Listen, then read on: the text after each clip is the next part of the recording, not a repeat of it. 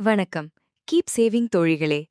நம்ம நேயர் ஒருத்தர் கமெண்ட்ல கேட்டிருந்தாரு, எப்படிங்க மாசம் 5000 ரூபாய் சேமிக்க முடியும்? இருக்கிற செலவுக்கே சம்பளம் பத்தலையே அப்படின்னு. அந்த நியாயமான கேள்விக்கான தெளிவான பதில் தான் இந்த கதை. மாசம் பொறந்தா போதும், கைக்கு வர்ற சம்பளம் 10ஆம் தேதிக்குள்ளேயே காணாம போகுதா? சேமிப்பு அப்படின்னாலே கடைசி மாசத்துல இருக்கிற மிச்ச சொச்ச காசு தான் சேமிப்பு அப்படின்னு நினைக்கிறீங்களா? இல்ல எப்படியாவது அடுத்த மாசம் பாத்துக்கலான்னு அலட்சியமா இருக்கீங்களா? அப்போ இந்த வீடியோ உங்களுக்காக தான். சேமிப்பு என்பது வருமானத்தில் மீதியை சேர்ப்பதல்ல.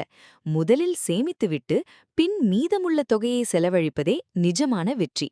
சம்பளம் வாங்குறது நம்ம கனவுகளை நிறைவேற்றவா இல்ல கடன் கட்ட மட்டுமா? இல்லங்க.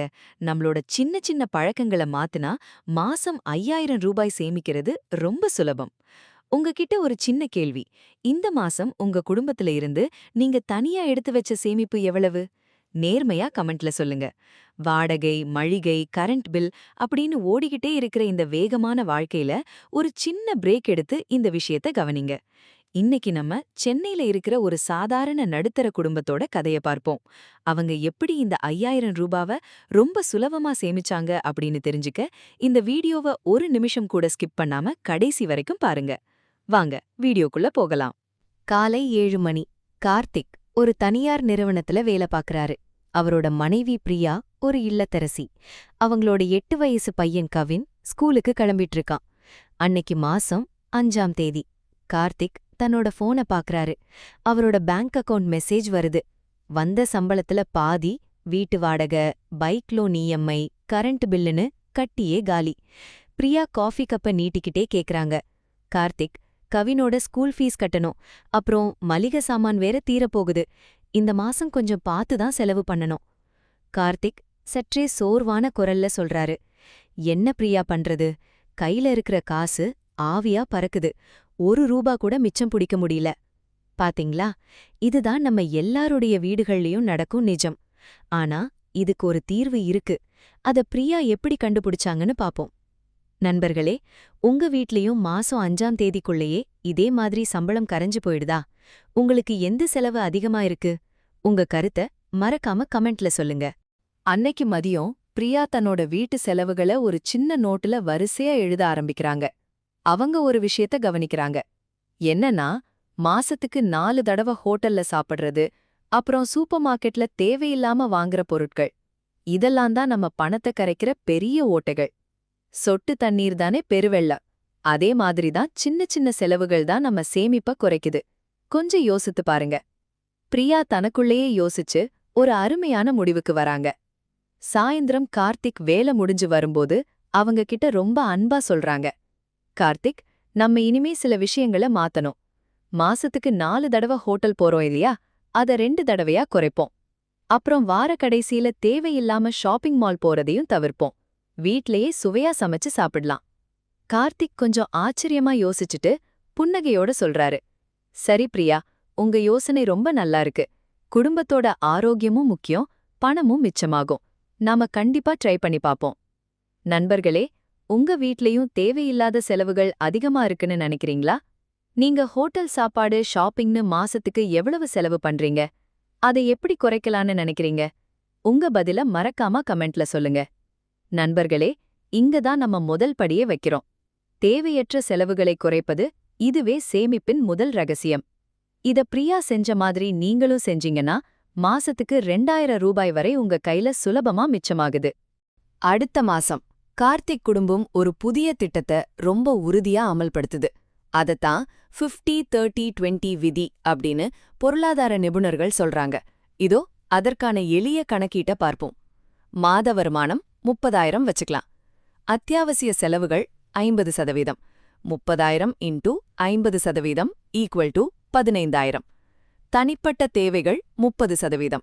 30,000 இன்டூ 30% ஈக்குவல் டு 9,000. சேமிப்பு மற்றும் முதலீடு 20%. 30,000 இன்டூ 20% ஈக்குவல் டு 6,000. நண்பர்களே, சில பேர் என்ன சொல்லுவாங்கன்னா, சேவிங்ஸ்க்கு 30% கொடுங்க, தேவைகளுக்கு 20% வைங்க அப்படின்னு சொல்லுவாங்க. ஆனா ஒண்ணுங்க, இந்த விதிய உங்க சூழ்நிலைக்கு தகுந்த மாதிரி நீங்க தாராளமா மாத்திக்கலாம். பணம் சம்பாதிப்பது மட்டும் போதாதுங்க, அதை எப்படி நிர்வகிக்கிறோம் அப்படிங்கறதுல தான் வாழ்க்கையின் நிஜமான வெற்றி அடங்கியுள்ளது. பிரியா பாத்தீங்கன்னா, மளிகை சாமான் வாங்கும்போது ஒரு சூப்பர் டெக்னிக் பயன்படுத்துறாங்க. மாசத்துல ஒரு நாள் மொத்தமா தூரமா இருக்கிற பெரிய சூப்பர் மார்க்கெட்டுக்கு வண்டியில போறத தவிர்க்கறாங்க. அதுக்கு பதிலா பக்கத்துல இருக்கிற மளிகை கடைக்கு நடந்து போறாங்க. இதுல போக்குவரத்து செலவு மிச்சமாகுது. அங்க தேவையில்லாத பொருட்கள் கண்ணுல பட்டு வாங்குறதும் குறையுது. அதே மாதிரி கார்த்திக் ஆபீஸ்க்கு போகும்போது கார்பூல், அதாவது தன்னோட நண்பர்கள் அல்லது ஆபீஸ் கொலீக்ஸோட சேர்ந்து வண்டியில போறாரு. இதனால அவங்களோட பெட்ரோல் செலவு மாசத்துக்கு 1500 ரூபாய் குறையுது. நண்பர்களே, நீங்களும் இந்த 50-30-20 விதியை பின்பற்றி பார்க்கலாமா? அல்லது சேமிப்பை 30%ஆகவும் தேவைகளை 20%ஆகவும் மாற்றினால் உங்கள் குடும்பத்திற்கு எப்படி இருக்கும்? உங்கள் கருத்தை மறக்காம கீழே கமெண்ட் பண்ணுங்க.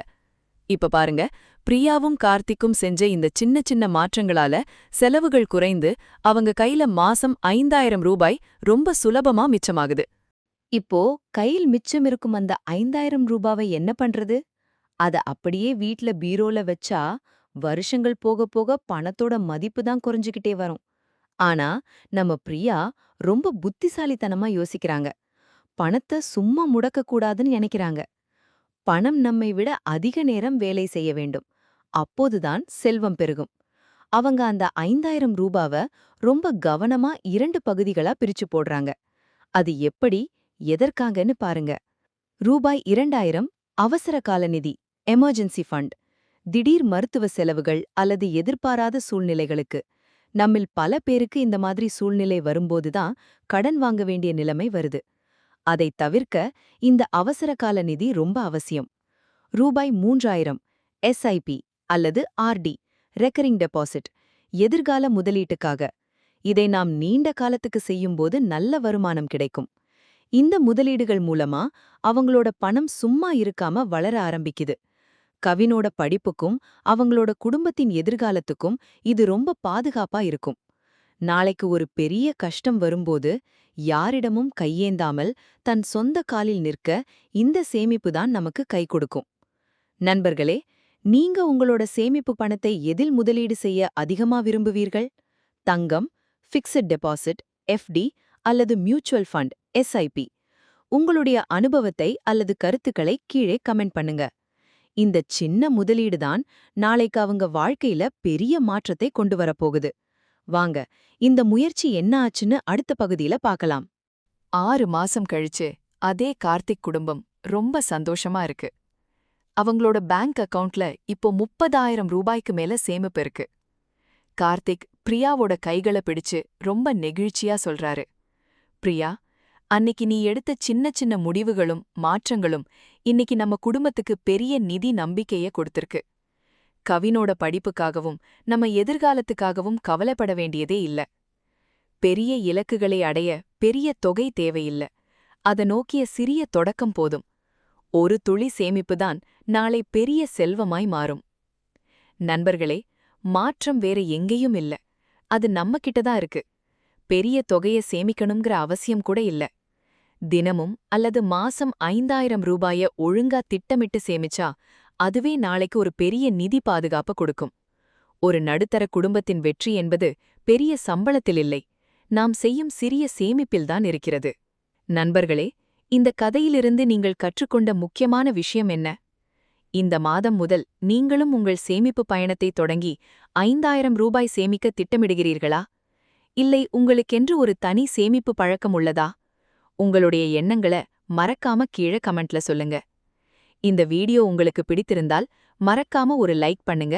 நம்ம கீப் சேவிங் சேனலுக்கு சப்ஸ்கிரைப் பண்ணி நம்ம குடும்பத்தோட இணைந்திருங்கள். உங்களுக்கு தெரிந்த தோழிகளுக்கும் குடும்பங்களுக்கும் இதை ஷேர் பண்ணுங்க.